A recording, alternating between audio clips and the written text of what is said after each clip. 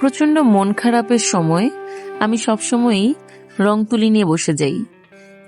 যখন আমার যেভাবে কাজ করতে ইচ্ছে করে আমি সেভাবেই করি।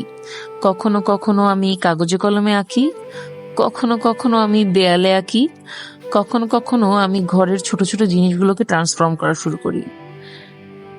এই ভিডিওটা যেই সময়ের, তখনও আমার প্রচন্ড অস্থির একটা সময় যাচ্ছে এবং মনটা খুব বেশি ভালো লাগছিল না।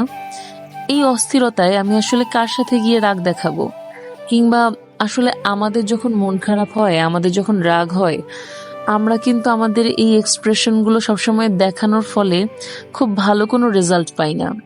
দেখা যায় যে একজন মানুষের সাথে অনেক চিৎকার চেঁচামেচি আপনি করলেন, কিন্তু দিন শেষে কি হলো, সেও আপনার উপর রাগলো, সেও আপনাকে দুটো নেগেটিভ কথা বলল।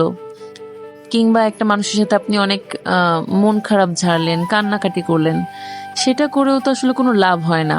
কারণ সে যদি মন থেকে উপলব্ধি না করে এই খারাপ লাগাটা, তাহলে তো আসলে তাকে কোনোভাবে বলেই কোনো লাভ নাই।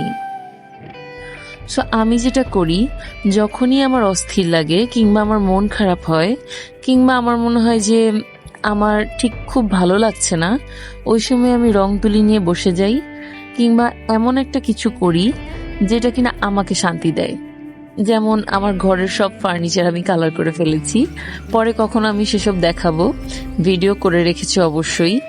এবং প্রায় 2 মাস আস্তে আস্তে করে আমি প্রত্যেকটা জিনিস রং করেছি, ডিজাইন করেছি, আস্তে আস্তে করে পুরো ঘরটাকে সাজিয়েছি।